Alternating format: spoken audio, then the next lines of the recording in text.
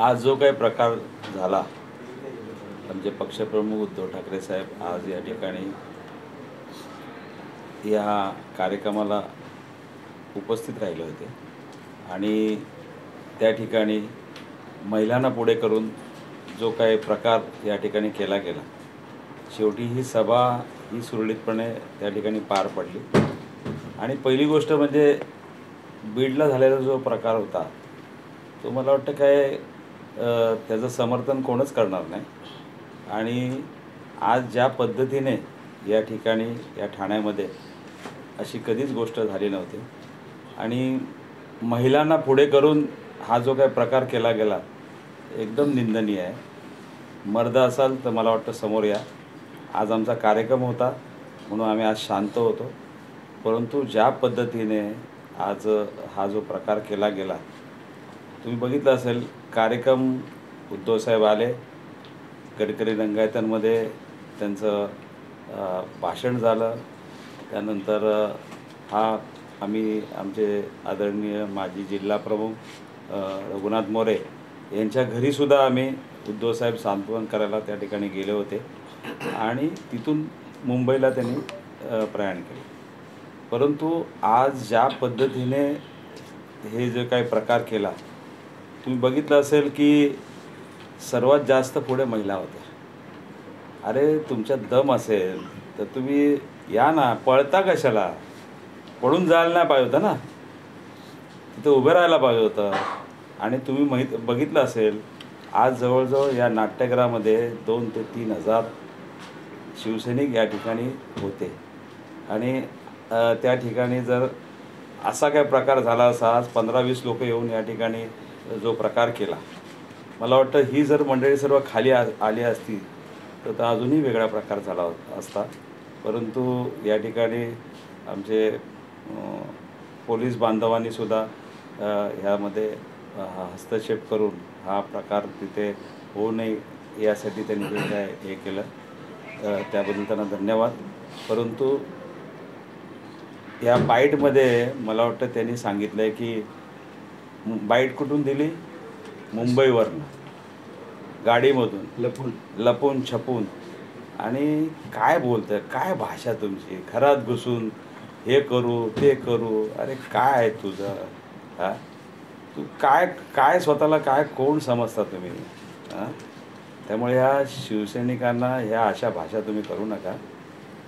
शिवसैनिक कधी पण अंगावर घ्यायला तयार असतात, त्यामुळे तुमच्या अवकाशात तुम्ही राहा. सर, मनसे पदाधिकाऱ्यांकडून असं सांगण्यात येत आहे की उद्धव ठाकरे यांची सभा होऊ देणार नाही. अरे सभा ठाकरे आहेत ते, आणि त्यात उद्धव ठाकरे हिंदू हृदय सम्राट शिवसेना प्रमुख बाळासाहेब ठाकरे यांचे सुपुत्र आहेत. मोठा इतिहास आहे. लहान आहेत अजून ते फक्त प्रसिद्धीसाठी स्टंटबाजी करत असतात, कळलं की नाही? त्यामुळे त्यांनी या गोष्टीमध्ये अजून तुम्ही लहान आहात. सर, आनंद दिघे यांच्यासोबत काम केलेल्या अनिता बिर्जे ते आता शिंदे गटात आज प्रवेश केला आहे. मला वाटतं तो विषय दुसरा काय बोलायचं? सर, आता तुमची पुढची भूमिका काय असणार आहे? पुढची भूमिका काय, मला वाटतं लहान मुलंसुद्धा दगडफेक करून पळून जातात, तसा हा प्रकार झालेला आहे. मर्दाची लक्षणं नाही. कारण ज्या पद्धतीने तुम्ही दगड मारून आपलं नारळ फोडून, दगड नाही फेकले, नारळ त्या ठिकाणी फेकण्याचा प्रयत्न केला आणि तुम्ही मारल्यानंतर तुम्ही पळून कशाला गेला? तो जीव घेत पळ सुटले. हां, आणि आमचा कार्यक्रम शांततेने झाला. इकडे सर्व व्यवस्थित, सभा आमची व्यवस्थित झाली आणि आमचं लक्ष हे सभेवरती होतं. त्यामुळे ह्या बाकीच्या गोष्टीमध्ये आमच्या म्हणजे मी शिवसैनिकांनासुद्धा धन्यवाद देईन की त्यांनी शांतपणे या सर्व गोष्टीचा हे केलं. सर, मनसे पदाधिकाऱ्यांना आता सोडण्यात देखील आलेलं आहे. काही लोक फरार आहे. अविनाश जाधव यांच्या, मला वाटतं अविनाश जाधव यांनी तर कबुलीच दिली आहे ना की हे मीच केलं आहे, मीच आमच्या मनसैनिकांनी केलं आहे.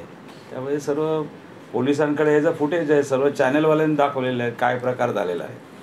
आणि या ठिकाणी कुठल्याही शिवसैनिकांनी असा कुठला प्रकार केला नाही. शांततेने सर्व हा प्रकार आमच्या संयम शिवसैनिकांनी पाळला आणि जर संयम पाळला नसता तर फार मोठी या ठिकाणी घटना झाली असती. मी खास करून आमच्या शिवसैनिकांना सुद्धा धन्यवाद देतो की तुम्ही संयम पाळल्याबद्दल. सर, आज बॅनर देखील लावण्यात आलेला होता. तो बॅनर आता तुमच्या माध्यमातून काढण्यात देखील आलेला होता सकाळी. हे असे बॅनर बिनर लावून आहे ना काय होत नाही, त्यासाठी कामं करायला लागतात. आज कालच मला वाटतं मुख्यमंत्री खड्डे पाहायला गेले होते. 12 तासात ते खाली ठाण्यापर्यंत येईपर्यंत ते खड्डे उघडून गेले. त्या घोडबंदर रोडवरती 13 कोटी रुपये खर्च करून पूर्ण तो जो गायमुखचा जो हे आहे त्या ठिकाणी काम केलं. 15 दिवसामध्ये तो हे आहे. आणि सांगताना काय सांगितलं, नवीन टेक्निक, फॉरेनचं टेक्निक आम्ही आणलेलं आहे. अरे फॉरेनचं टेक्निक आणलं आहे, काम करणारी लोक कोण होते? तुमची मित्रमंडळीच होती ना. आणि ते केल्यानंतर ठाण्यापर्यंत हे आले तर खड्डे लगेच उखडले गेले. हे लोकांना हे करायचं बंद करा, लोकांना त्रास देण्याचं बंद करा.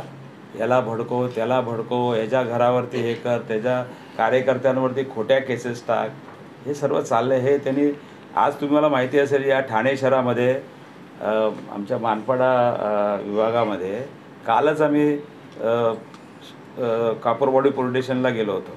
आणि त्या कापरवाडी पोलीस स्टेशनला चांगले अधिकारी त्या ठिकाणी पोळ म्हणून आलेले, ज्यांनी पुण्यामध्ये MD आणि ड्रगचा साठा त्या ठिकाणी पकडून ती फॅक्टरीमध्ये 27 लोकांना त्या ठिकाणी आहेत, अजूनही जेलमध्ये आहेत. एक चांगले अधिकारी आलेले आहेत. आम्ही त्यांचं स्वागत केलं आणि त्यांना आम्ही विनंती केली की या मानपाडा शहरामध्ये तिथे ड्रग्स विकलं जात आहे, त्या ठिकाणी हे चालू आहे संबंध, दारूचे अड्डे आहेत तिकडे, आज संबंध हे ड्रग्स त्या ठिकाणी मिळत आहे आणि लहान मुलंसुद्धा त्या ह्याच्या व्यसनाधीन झालेले आहेत. तर त्या संदर्भात कारवाई करा म्हणून कालच आम्ही त्यांना भेटलो. आमचे सर्व मानपाड्यातले सर्व पदाधिकारी होते आणि त्यांनी आम्हाला आश्वासन दिलं की लगेच आम्ही कारवाई करू आणि हे करू. आणि आम्हाला विश्वास आहे पोलिसांवरती. पोलिसांच्या कामातसुद्धा त्यांचा किती हस्तक्षेप असतो, किती प्रेशर असतात. आज बघा ते बॅनर लावले, आज ते बॅनर लावल्यानंतर तुम्ही बघितलं असेल ते बॅनर आज ज्या पद्धतीने लावल्या गेल्या, तुम्ही कशा पद्धतीने बोलताय, ती भाषा काय तुमची?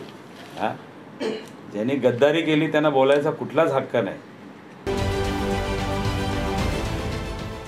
देश विदेशातील प्रत्येक घडामोडींचे लाईव्ह अपडेट मिळवण्यासाठी आता साम टीव्हीच्या सर्व सोशल मीडिया प्लॅटफॉर्मला लाईक, फॉलो आणि सबस्क्राईब करा.